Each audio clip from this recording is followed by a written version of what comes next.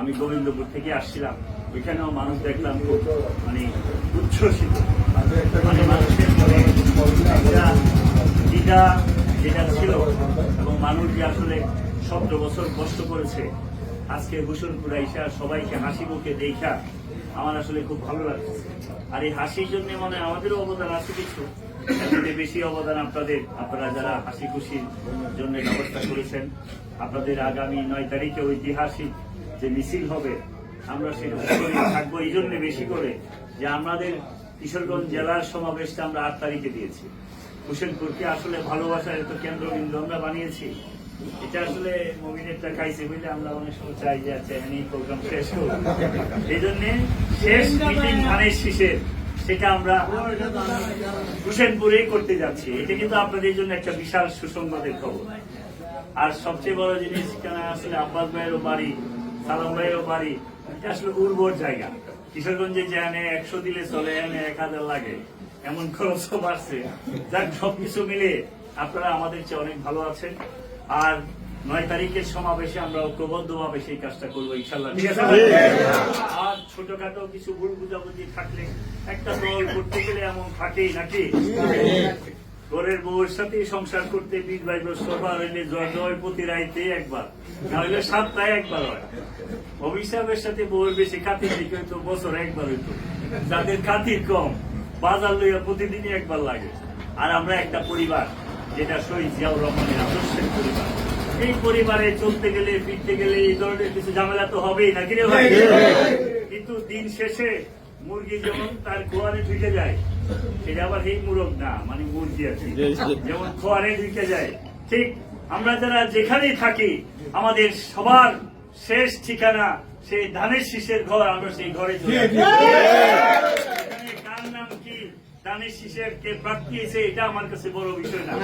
আমি প্রার্থীকে দেখতে নাও পারি, প্রার্থীর চেহারা কালা, পেট্টুর চেহারা মুড়া কিংবা গরিব মানুষ, সেটা আমার কাছে বড় বিষয় নয়।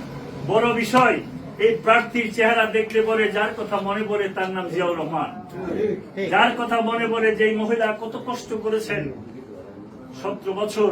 এত কষ্ট পৃথিবীতে কোন নারী করেছে তা বলে শেষ করা যাবে। এই ভদ্র মহিলার একটা স্বপ্ন ছিল যে একটা ধানের শীষের বিপ্লব দেখে যেতে, একটা সুন্দর নির্বাচন দেখে যেতে।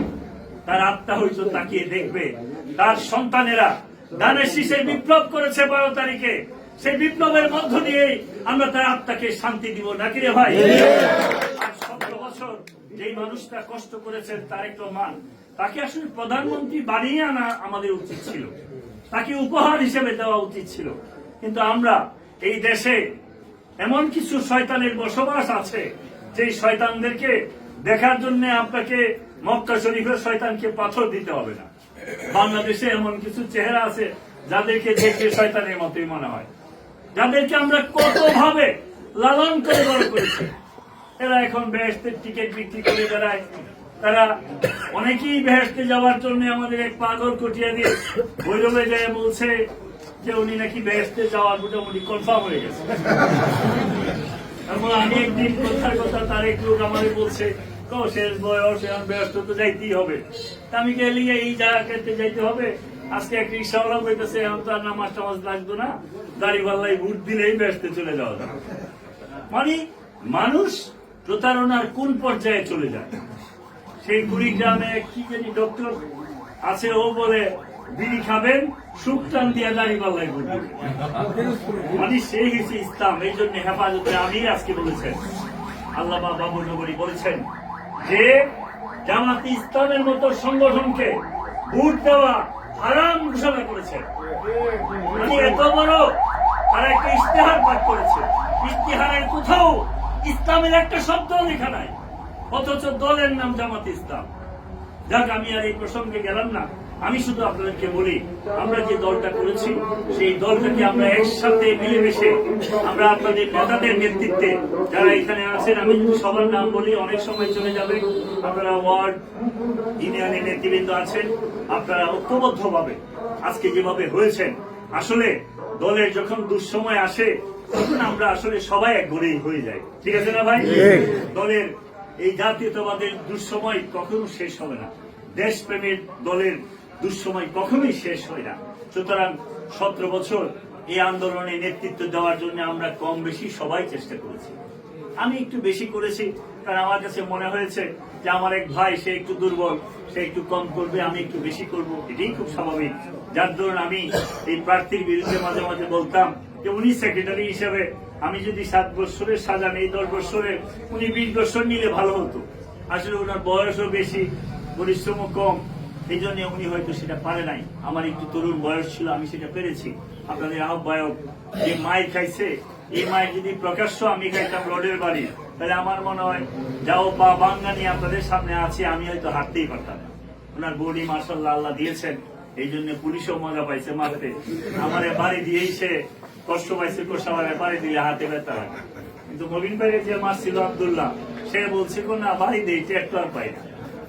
তাকে খুঁজে আমরা খুঁজে বের করার চেষ্টা করেছি। 4-5 দিন আগে খবর পাইলাম সে নাকি মারা গেছে। আসলে আমাদেরকে যারা মারছে, যে আমাকে চোখ বাঁধছিল, যে আমাকে বাইদা হ্যান্ডকাপ লাগাইছিল এবং টর্চারটা সেই স্টার্ট করছিল, সেও গত 1.5 বছর আগে ময়মনসিংহ থেকে নামার পথে রোড মোটরসাইকেল অ্যাক্সিডেন্টে মারা গেছে। আমি ওই দিন খবর পাইলাম। যাক, আমাদেরকে যারা মেরেছে আল্লাহ তাদের বিচার করে। আর আমরা আসলে প্রতিশোধ পরায়ণ লোকটা, যত অভিমান, যত রাগ থাকুক, যত ক্ষোভ থাকুক, দিন শেষে আমরা সেটাকে ছাড় দিই, কম্প্রোমাইজ করি। আমি আপনাদের কাছে অনুরোধ রাখবো, আপনাদের যত দুঃখ কষ্ট থাকে সমস্ত কিছু ভুলে আমরা আগামী 12 তারিখে হুসেনপুরে প্রমাণ করতে চাই আপনাদের যারা নেতৃত্ব, তারা সঠিক নেতৃত্ব আছে। সেই সঠিক নেতৃত্বের মধ্য দিয়ে আমরা ধানের শীষের বিপ্লব করতে চাই, নাকি রে ভাই? আর এই হুসেনপুরে শহীদ জিয়াউর রহমান হাঁটতে হাঁটতে খাল কেটেছেন, ঠিক আছে না ভাই? সুতরাং আমাদের নেতা তারেক রহমান হুসেনপুরে খুব তাড়াতাড়ি আসবে ইনশাআল্লাহ। ওনার সাথে যতবার কথা হয়েছে উনি কিশোরগঞ্জের কথা ভুলেন নাই। বক্তৃতাতেও আপনারা খেয়াল করেছেন, উনি বলেছেন উনি চাচ্ছেন সুন্দর একটা বাংলাদেশ করতে।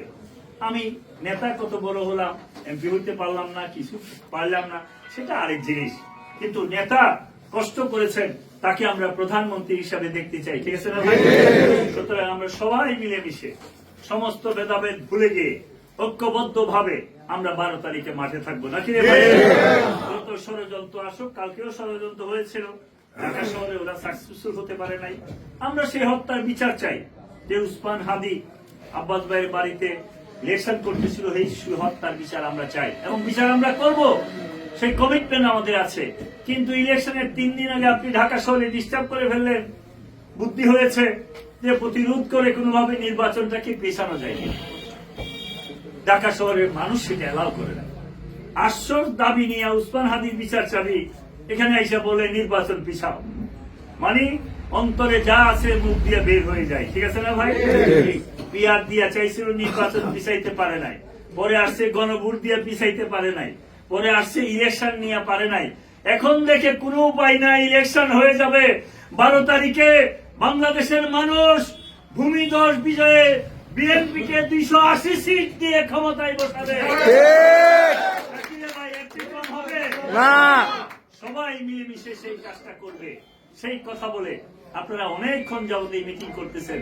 হুসেনপুরের মানুষ যে এত ধৈর্যশীল, সম্মেলনের দিন টের পাই নাই। সম্মেলনের দিন দেখলাম যে আপনারা অনেক গরম লোক, আজকে দেখি সব ঠান্ডা এবং সুন্দরভাবে ধৈর্য ধরে ঐক্যবদ্ধ ভাবে যেভাবে এই দলটাকে এই পর্যন্ত নিয়ে এসেছেন। আবারও আমার ব্যক্তিগত পক্ষ থেকে, আমার সদর উপজেলার আমি তো সভাপতি আছি এখনো, আর জেলারও তো আছি, আমরা মিলেমিশেই চালাচ্ছি সবার পক্ষ থেকে। এবং আপনাদের প্রার্থী জনাব মাজারুল ইসলাম সাহেব আমাকে বারবার বলেছেন যে আজকে ঘুরতে উনি আরেক এলাকায় গেছেন, এই জন্য আমি এখানে চলে আসছি। আপনারা তার পক্ষে, ধানের শীষের পক্ষে, তারেক রহমানের পক্ষে সেই বিপ্লবটা করবেন। আপনাদের নেতৃত্বে 9 তারিখও আমরা সেই সমাবেশে যোগদান করব। সবাইকে, আমার সাথে অনেকে এসেছেন, বিশেষ করে মৎস্যজীবী দলের সভাপতি রফিক এসেছেন, আমার সদর উপজেলার সাংগঠনিক সম্পাদক উজ্জ্বল এসেছেন, আমাদের যুব নেতা বাপ্পি, শ্রমিক নেতা রাহাত, আরো অনেকে এসেছেন। আমরা এসেছি শুধু আপনাদের খবরটা নিতে। আসলে আপনারা যা করতেছেন সেটা তো আমরা উপায় নাই অস্বীকার করার। আমরা আপনাদের পাশে থাকতে চাই, সহযোগিতা করতে চাই। এই কথা বলে আবারও ধানের শীষের পক্ষে আপনাদেরকে সংগ্রামী অভিবাদন জানিয়ে শেষ পর্যায়ে এসে আপনাদের কিছু কষ্ট দিতে পারলাম, এই জন্য আমার একটু ভালো লাগতেছে। সবাইকে ধন্যবাদ। আল্লাহ হাফেজ। বাংলাদেশ জিন্দাবাদ। ভোট দিব কিসে? ধানের শীষে, ভোট দিব কিসে? ধানের শীষে, সিল মারবো কিসে? ধানের শীষে।